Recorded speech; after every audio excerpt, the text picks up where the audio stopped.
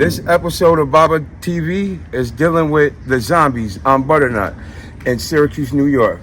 Power boom boom, power boom boom boom, power boom boom, power boom boom boom, power boom boom, power boom boom boom, power boom boom, power boom boom boom, power boom boom, power boom boom boom, power boom boom, power boom boom boom, power boom boom, power boom boom boom, power boom boom.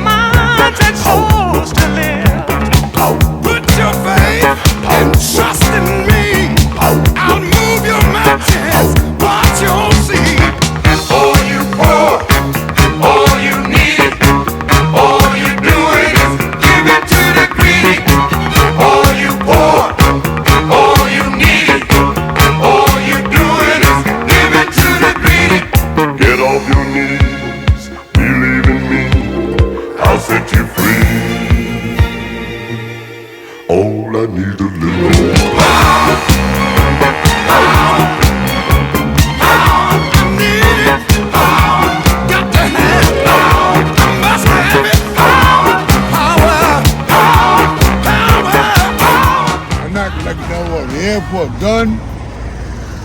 Man, they locked the nigga up there for slamming the girl. Now I get tired of that shit.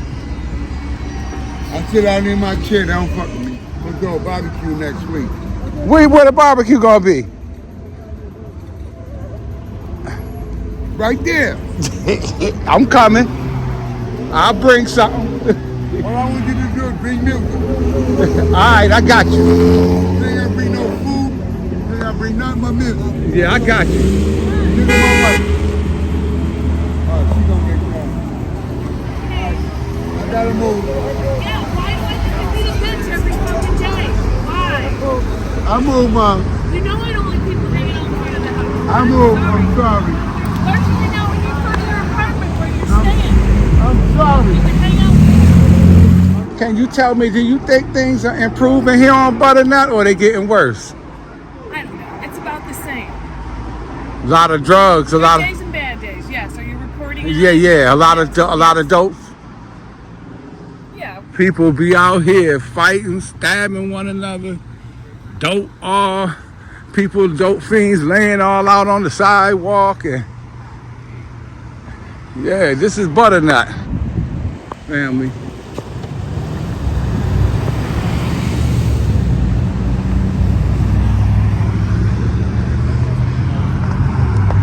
I said I gotta document this because this don't make no sense.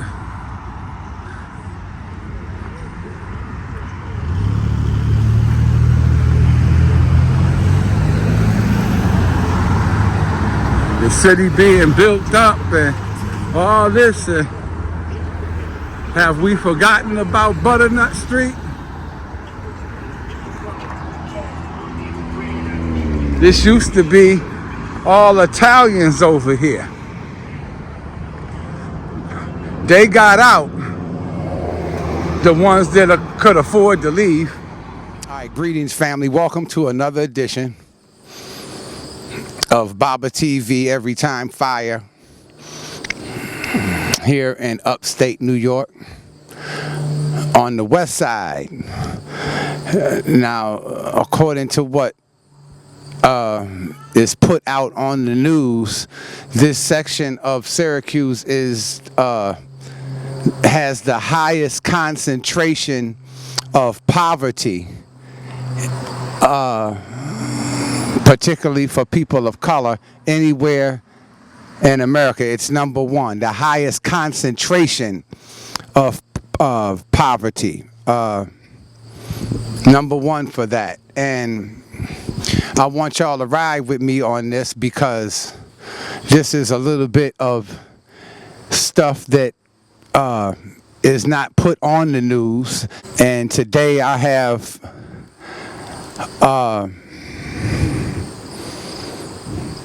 someone here. His name is Chad, and this area here is probably the highest. It's got to be one of the highest areas for the use of heroin, dog food.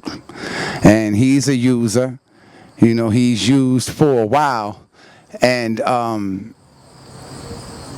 want him to expound a little bit on how he started to use, you know, the pharmaceutical pills and so forth, and what started him to using heroin. Chad?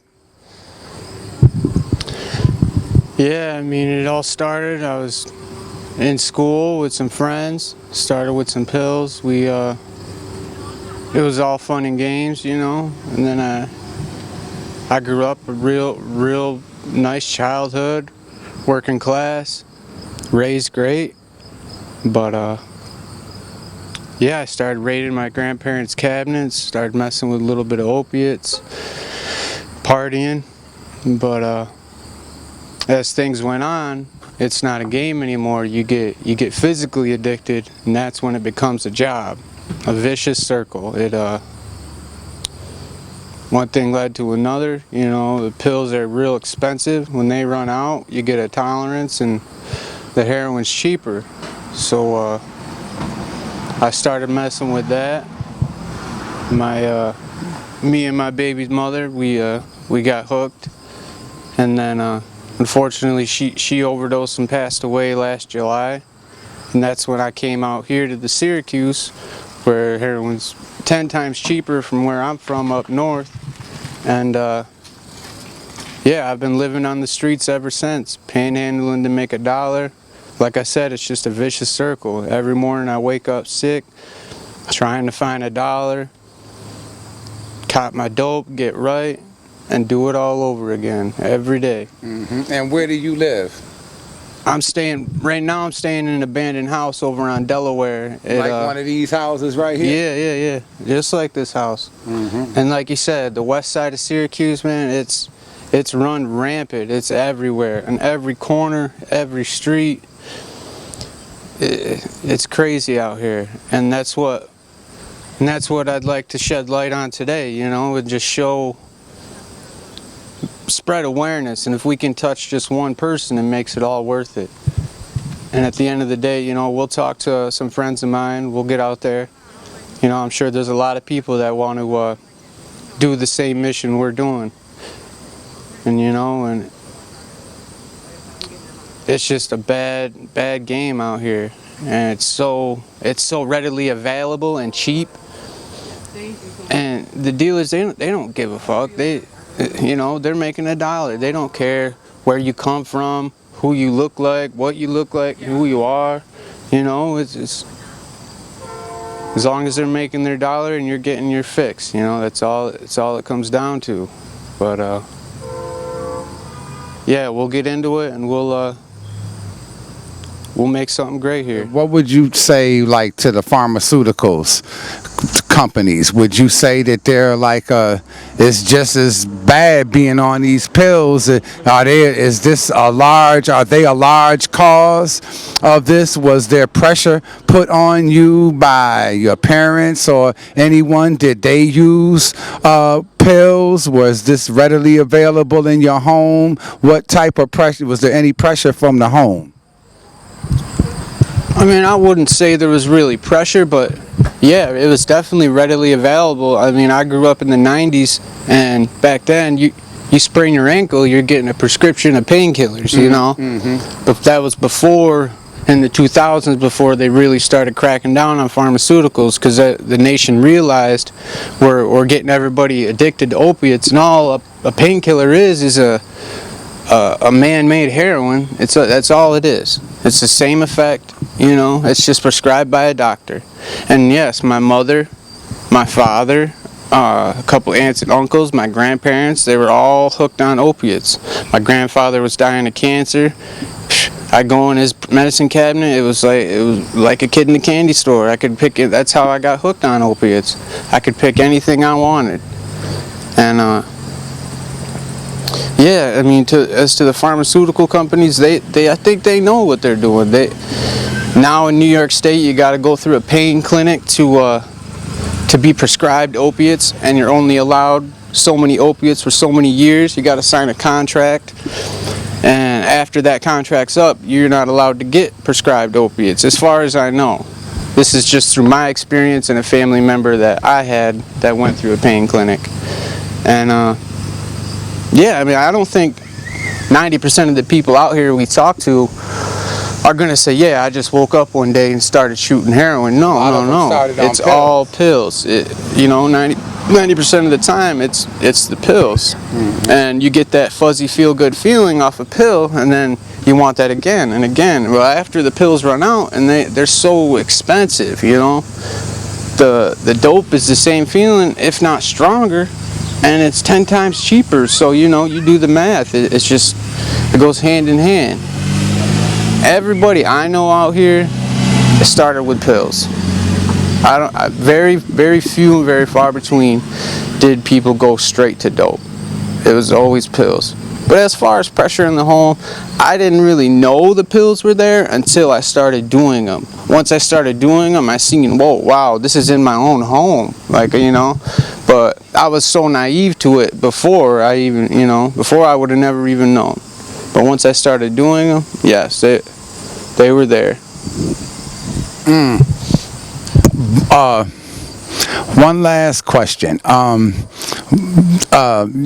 you know better than I'm learning that the Chinese are working together with the Americans and so forth, and are concocting higher forms of heroin with fentanyl in it. They're putting so much fentanyl in the heroin that even if you try to go and get clean, the precipitated withdrawal from this fentanyl, that the antidotes that they have, methadone and Suboxone and so forth, can't even break through to help you with the withdrawal because of the enormous amounts of fentanyl. And this is planned, and that they're concocting in the with the heroin, with methamphetamines and all kinds of stuff. So it's not just heroin anymore. This is big business. Yeah, as far as the west side of Syracuse, the 75% to 90% of the heroin out here is just straight fentanyl. That's all it is. It's like you said, it's 10 times more potent and a lot cheaper to produce, you know. And the thing is, once you get hooked on that fentanyl, no real pure heroin is going to touch you. And the fentanyl half-life is so short, where people are doing a bag of fentanyl in the morning when you get up, and by noon you're just as sick as you were when you woke up, so you need that other bag. Mm-hmm. Where heroin, you do a bag in the morning, you're good for the day. And the fentanyl, like you said, the sickness that comes on, it's so much worse than just being dope sick.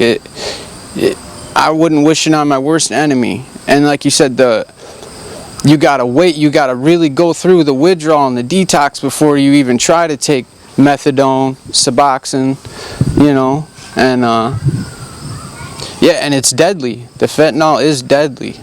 You know, that's what took my wife's life. It's unfortunately that's my preference of drug, because it's the only thing that'll touch me anymore. But it's sad to say, but it's true that and for many others out here, it's all fentanyl.